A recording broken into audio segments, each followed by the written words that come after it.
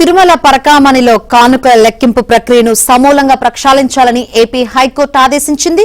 దొంగతనాలను అరికట్టేందుకు 2 దశల్లో సంస్కరణలు చేపట్టాలని తేల్చి చెప్పింది.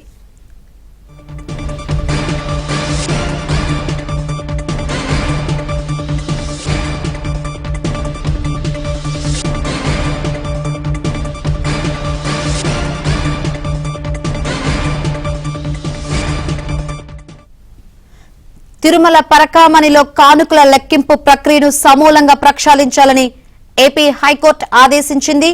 దొంగతనాలను అరికట్టేందుకు 2 దశల్లో సంస్కరణలు చేపట్టాలని తేల్చి చెప్పింది. హైకోర్టు ఆదేశాలకు సంబంధించి మరిన్ని వివరాలు అందించేందుకు మా ఏపీ బ్యూరో చీఫ్ రామారావు సిద్ధంగా ఉన్నారు. రామారావు. శంకరి, తిరుమల పరకామణిలో కానుకల లెక్కింపు ప్రక్రియను సమూలంగా ప్రక్షాళనకు హైకోర్టు కీలక ఆదేశాలు జారీ చేసింది. పరకామణిలో చోరీకి సంబంధించి ఈ రోజు హైకోర్టులో విచారణ జరిగింది. ఈ విచారణ సందర్భంగా హైకోర్టు తిరుమల తిరుపతి దేవస్థానానికి కీలక సూచనలు చేసింది. కానుకల లెక్కింపులో మానవ ప్రమేయాన్ని తగ్గించి ఆర్టిఫిషియల్ ఇంటెలిజెన్స్ ఉపయోగించడంతో పాటు అత్యాధునిక యంత్రాలు వినియోగించాలి అని చెప్పి టీటీడీకి సూచించింది. దొంగతనాలను అరికట్టేందుకు 2 దశల్లో సంస్కరణలు చేపట్టాలని కూడా ఆదేశాలు జారీ చేసింది. ఇందుకోసం తక్షణ శాశ్వత ప్రణాళికలు రూపొందించాలి అని చెప్పి టీటీడీకి సూచించింది.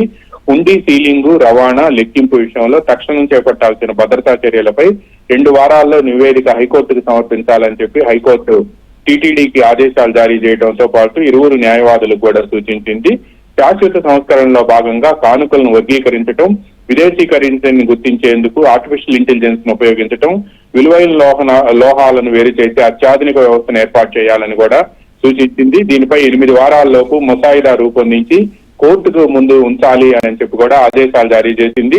నిందితుడు రవికుమార్, అతని కుటుంబ సభ్యుల ఆస్తుల అమ్మకాలు, రిజిస్ట్రేషన్ వివరాలను సీల్డ్ కవర్ లో వారం లోపు హైకోర్టు ముందు ఉంచాలి అని చెప్పి అవినీతి నిరోధక శాఖ హైకోర్టు ఆదేశాలు జారీ చేసింది.